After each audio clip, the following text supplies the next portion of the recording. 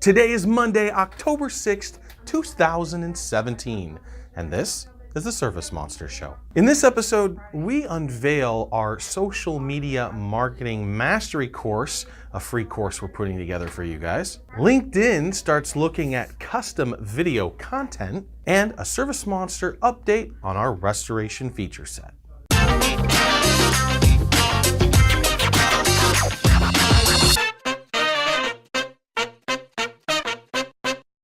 This week in social media. So we started taking holiday card orders for Fill My Schedule. If you're interested in that, check the show notes, go fill out your forms, and we'll get in touch. So over the course of the last week, I have been in conversations or have had messages related to, hey Joe, help me learn your social media mastery ways. And over the course of the last year and a half, we have had a handful of pieces of content really kind of designed to do just that. So what we're doing is we're simply creating a single page where we're consolidating everything into one universal course, providing it for free. You don't have to even give us an email address. And we're going to start advertising based off that. So you might see that from time to time, and just know that it's totally open. It's an effort. The blog posts, there's like 7 of them. They're about 10,000 words or so. There's 5 or 6 videos that are between 10 and 20 minutes long. And then there's a couple little short ones in there, for example, as well. So look for that.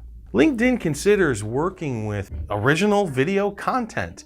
I find this amazing. They'll either pay other people to create custom content for them or create it on their own, but it makes sense. They're trying to capture more attention on the platform. They're understanding how important video is. Just a few months ago, they released the ability to have native video. And so we can upload content that's dedicated and targeted specifically to LinkedIn users. And they've opened up the video ads platform as well. So they're moving in that direction. And I can think of all kinds of stuff that you can do. Entrepreneur help videos, maybe the Ask Show makes sense to do some custom content on there.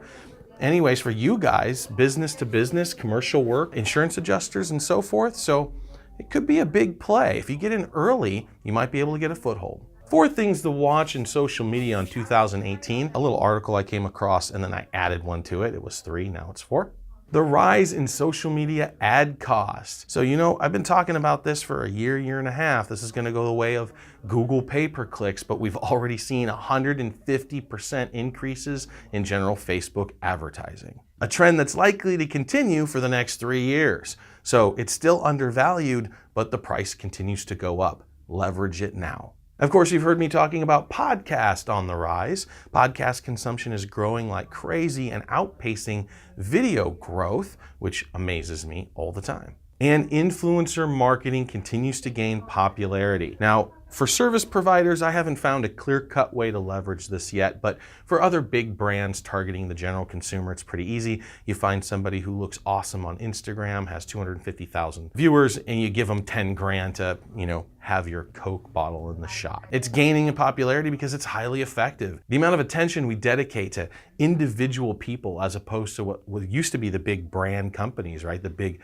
producers, CBS, NBC. They told us what to watch, what to consume, and now everybody's creating stuff. And so the attention is spread all over the place. When they have attention, it's very powerful to use them to gain brand recognition. So get the wheels turning on that. See if you can find local influencers in your area and how you can leverage them for your business. This week in Smug. So Edward Conley writes that he had a little friction point in his notes between Google Calendar Sync jobs in ServiceMonster and orders. And what was happening is he was filling out the order note.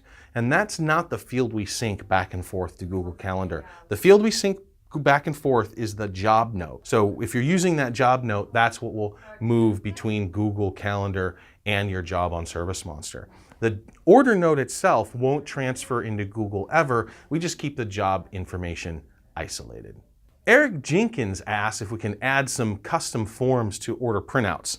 Now, this is interesting because order printouts are actually extremely complex. By default, you've got one form and it acts a specific way. But if you start messing around with the settings, you'll see that it gets pretty deep, pretty fast. We do a matrix, basically 6 different configuration settings depending on if the account is commercial or residential and whether the order is an estimate, work order, or invoice. You can create different order forms, you can use our own order forms, and you can append sheets at the end to print out in the case of, let's say, a pest control sign off. If you're doing that, then you can use the print styles in the order forms to dictate which print orders print out with what forms. It gets really complex, but the answer to Eric's question is yes, most definitely. Call support and they can help you out. Joel Belmont reminds me that restoration features are a very important issue both here at ServiceMonster but outward looking in.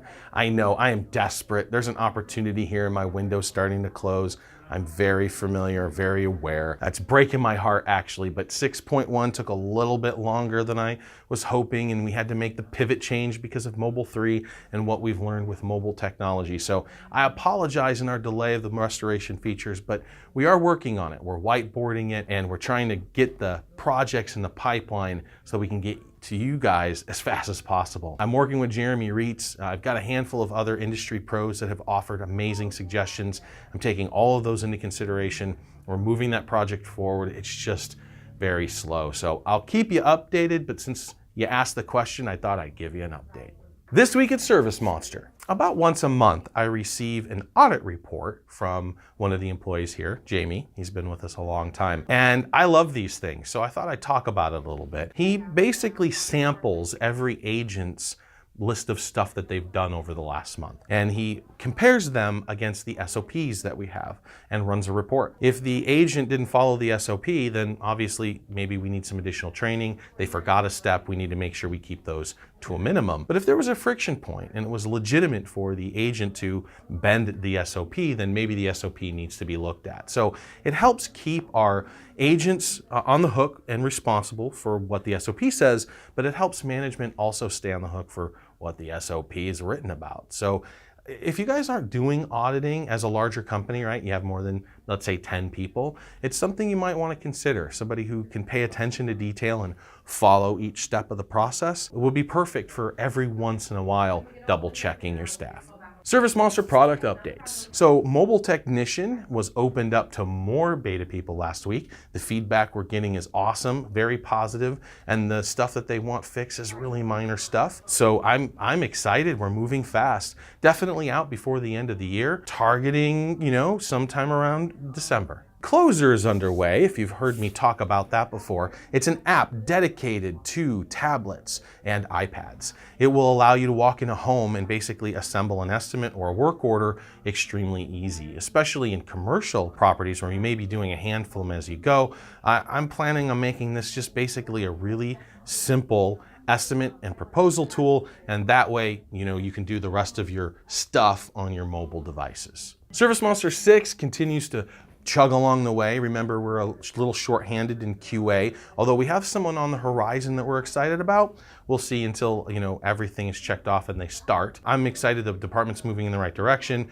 Right now, we're not moving as fast as we should. ServiceMonster 6 is actually in its final QA for this next release and includes a handful of features that we'll publish, but that includes the Twilio push I've been talking about as well.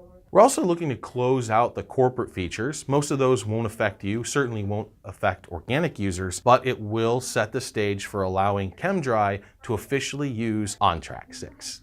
The other thing we're looking at is making sure we're properly doing the TLS 1.2. That's Greek to most of you, but it's a security protocol for credit card transmissions. We're on a 1.1 and we need to update.